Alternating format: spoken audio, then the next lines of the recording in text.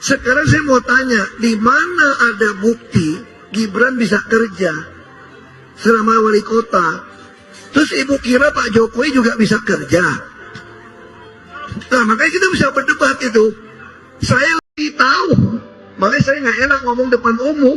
Pak Jokowi itu untuk orang Papua itu penyelamat, ingat, penyelamat untuk kami Papua. Presiden lain tidak seperti Pak Jokowi. Ya kami di Sorong, di Pegunungan, dimanapun semua ngomong bahasa yang sama bahwa Pak Jokowi itu juru selamat, penyelamat. Mana Jokowi, mana rakyat? Di situ ada rakyat, di situ ada Jokowi. Sosok pemimpin tanpa banyak bicara namun kinerja selalu nyata, yaitu Insinyur Haji Bapak Joko Widodo. Dan inilah jalanan Trans Papua sebelum dan sesudah dibangun oleh Bapak Jokowi. Jadi mengapa kami sebagai masyarakat Papua sangat cinta kepada Jokowi? Inilah bukti nyatanya, bukan cuma omong kosong. Biar Bapak Jokowi sembunyi rupa dimanapun kami tetap tahu dan kami mengingat kebaikan Bapak Jokowi seumur hidup kami. Ya guys. Cerita Pak Jokowi tidak akan pernah habis-habis. Cerita Pak Jokowi tidak akan pernah habis-habis guys. Dari bibir mulut lidah orang Papua, bahkan hati di dalam lubuk hati yang paling dalam, tidak akan pernah habis untuk mengingat, mengenang kebaikan perbuatan yang dilakukan oleh Bapak Jokowi untuk Papua sampai ke pelosok. Merinding guys dengarnya guys. Jadi itu bukti yang kami lihat.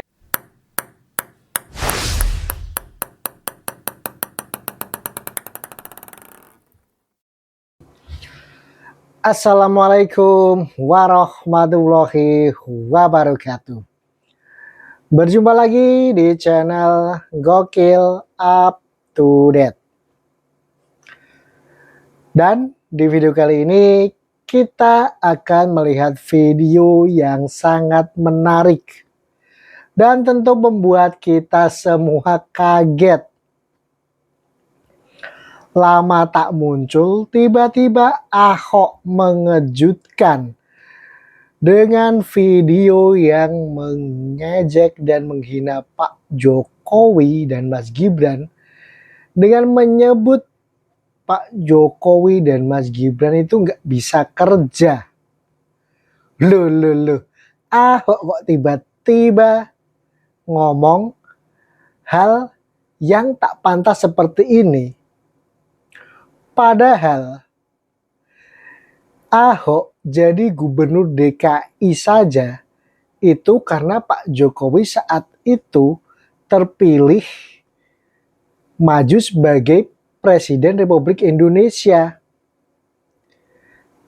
Namun apa yang dikatakan Ahok ini langsung dijawab telak oleh Bu Irma dan warga Papua yang menyatakan bahwa Pak Jokowi itu adalah presiden terbaik.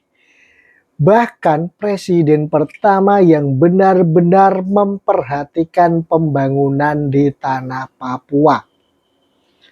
Seperti apakah videonya? Langsung kita lihat berikut ini. Sekarang saya mau tanya, di mana ada bukti Gibran bisa kerja selama wali kota? Terus ibu kira Pak Jokowi juga bisa kerja? Nah, makanya kita bisa berdebat itu. Saya lebih tahu, makanya saya nggak enak ngomong depan umum.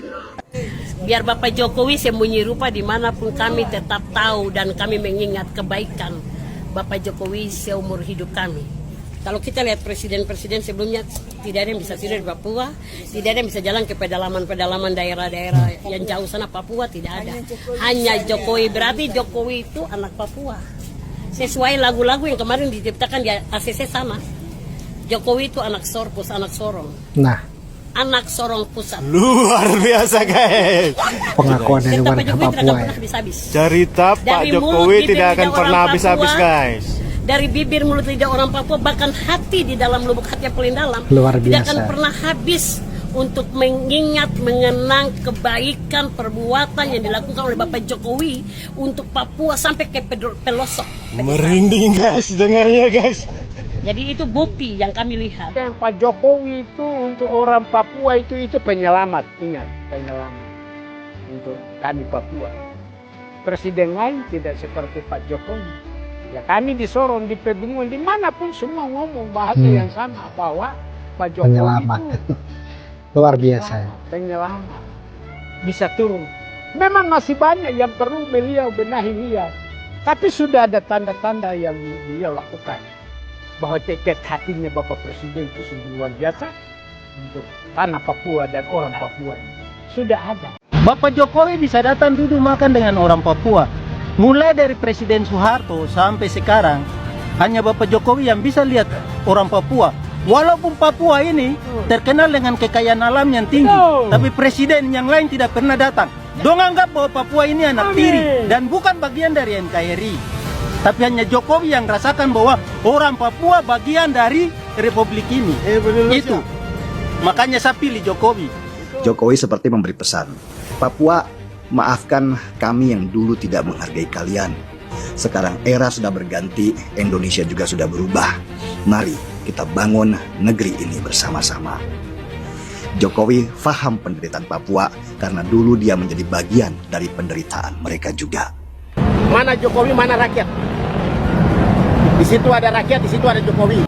Sosok pemimpin tanpa banyak bicara namun kinerja selalu nyata, yaitu Insinyur Haji Bapak Joko Widodo.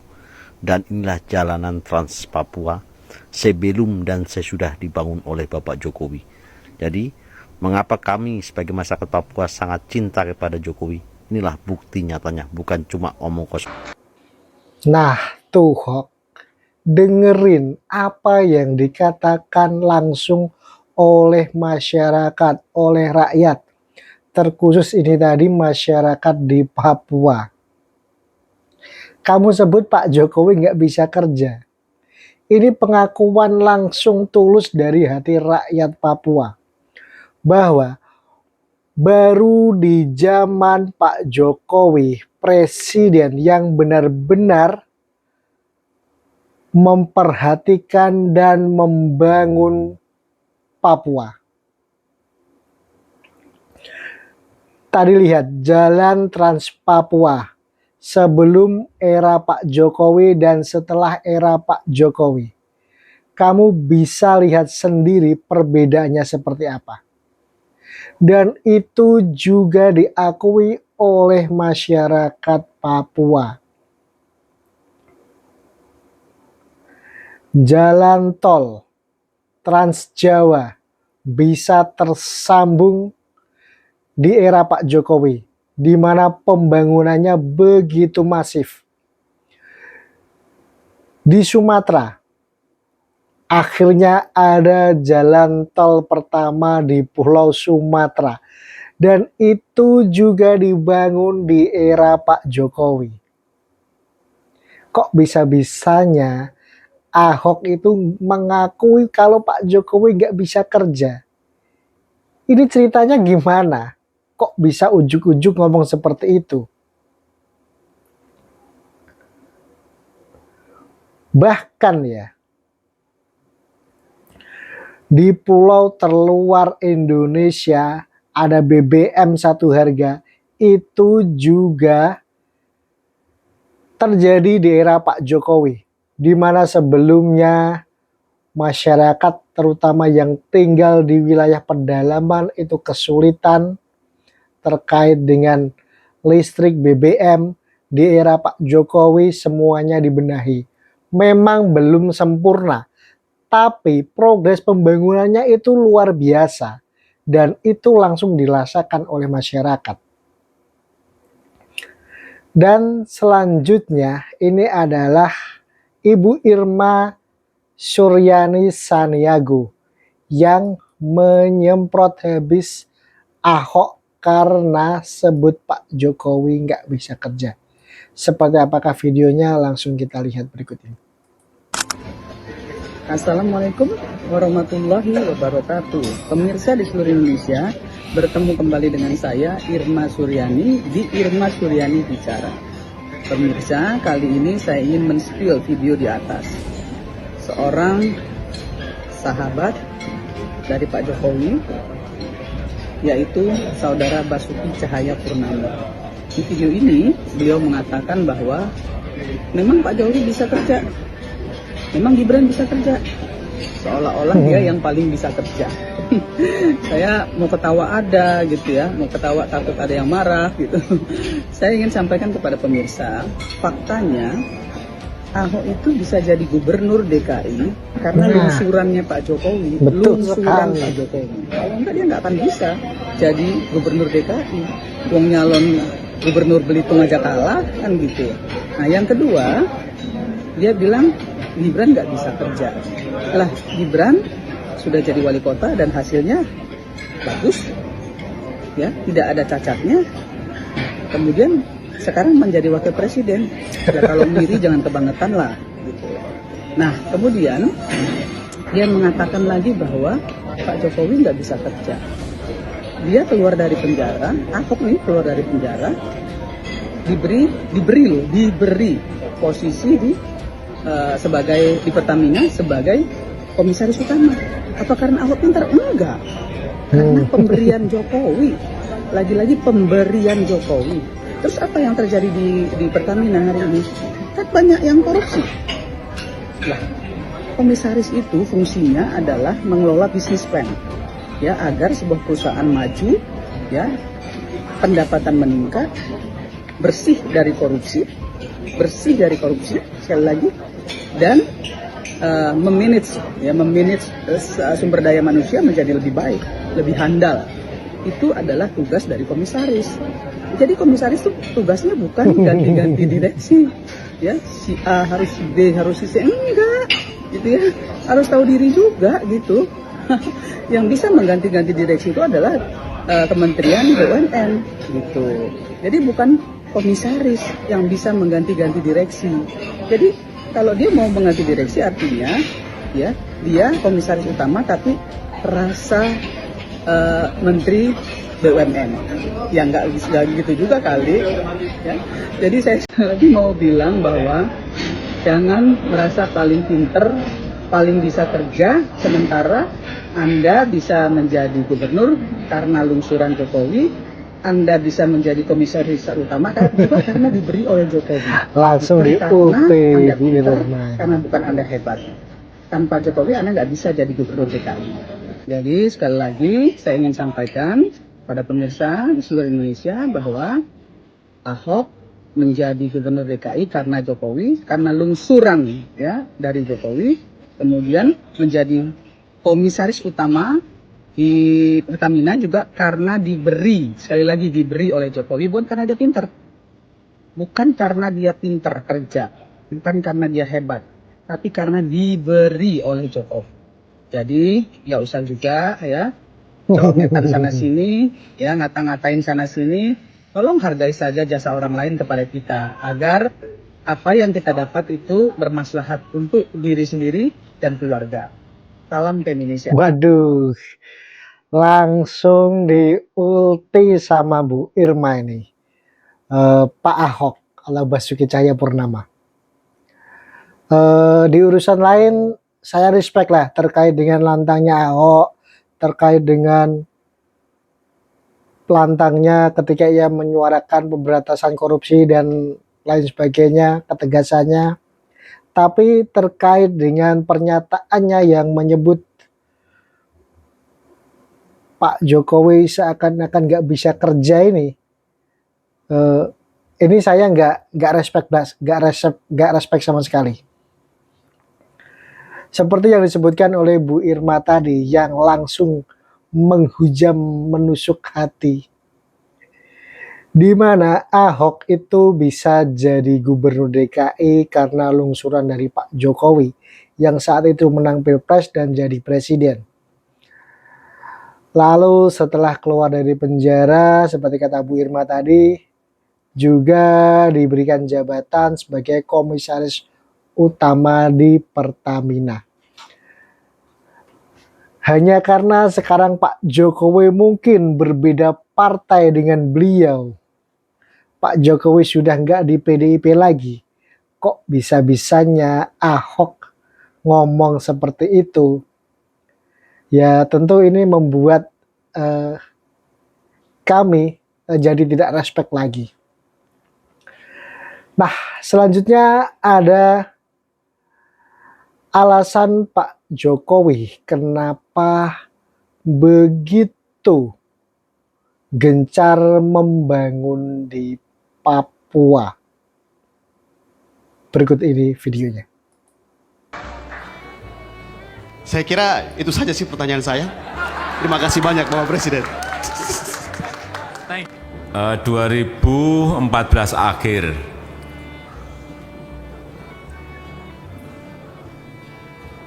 satu setengah bulan setelah saya dilantik, saya langsung terbang ke Papua.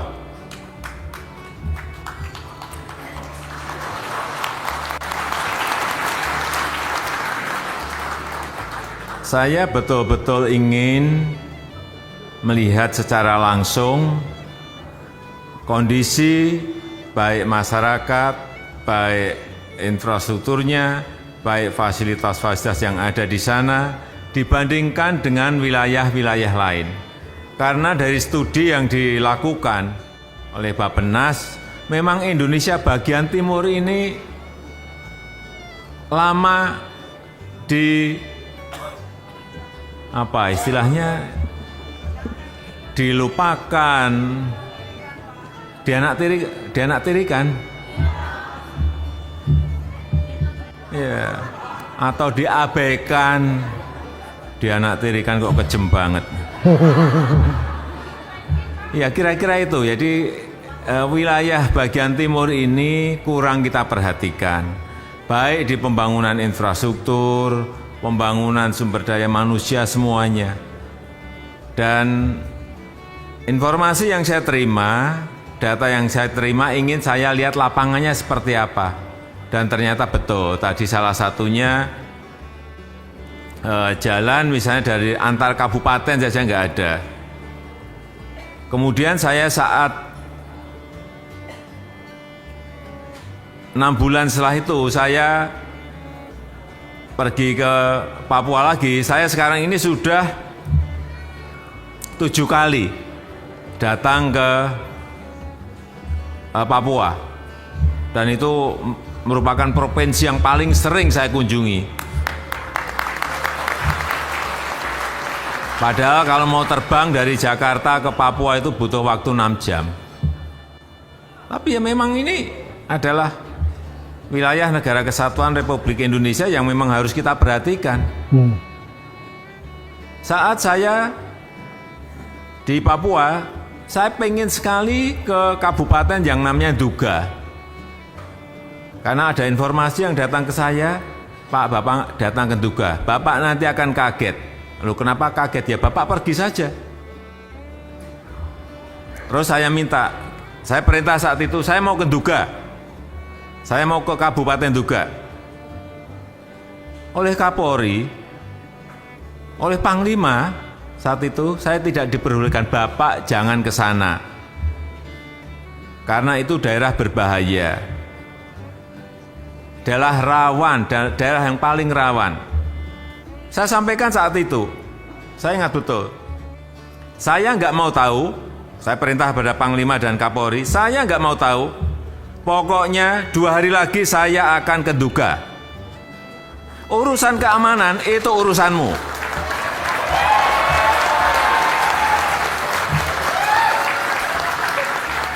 Saya mau terbang ke sana.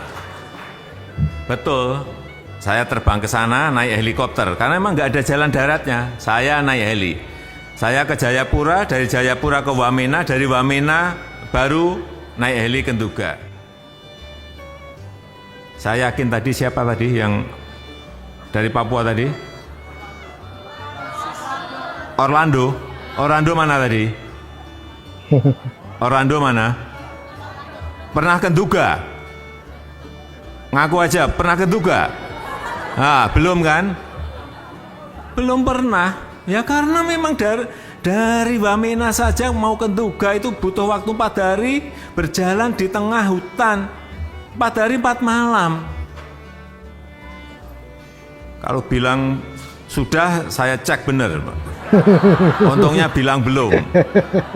Dan saya percaya, setelah saya sampai di Duga, saya ke sana dengan Bu Jokowi.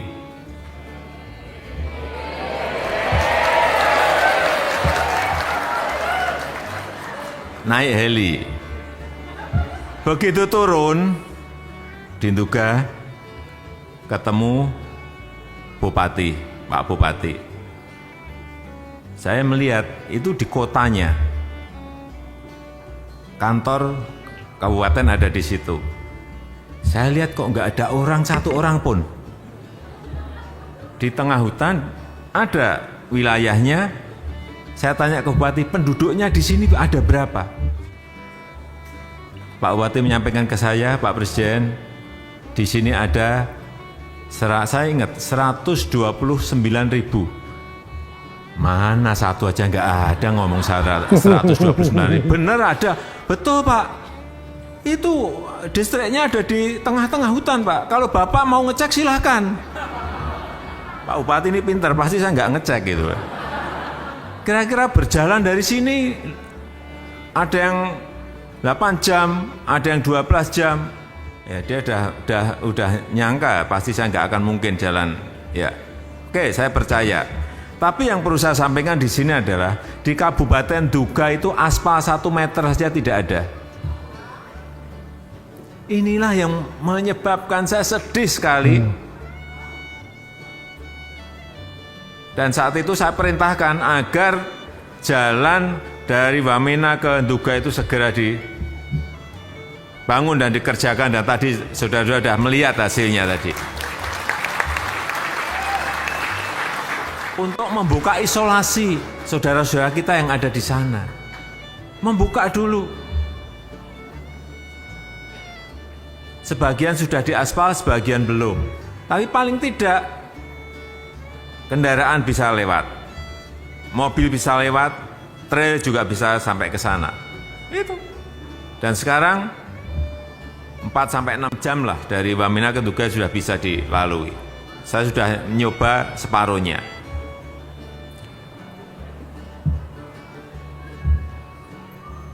Saya itu juga saya minta ke Pak Bupati, Pak Bupati, ini benar ada 129.000 enggak sih penduduk yang ada di sini? Benar Pak ada. Oke, saya tunjukkan saja tempat yang paling ramai yang ada di kabupaten ini di mana? Bisa Pak, kita ke pasar. Saya diajak ke pasar. Begitu sampai di pasar saya kaget, ternyata di situ juga ada paling-paling 60 orang saja. 60, bukan 60.000, 60 orang.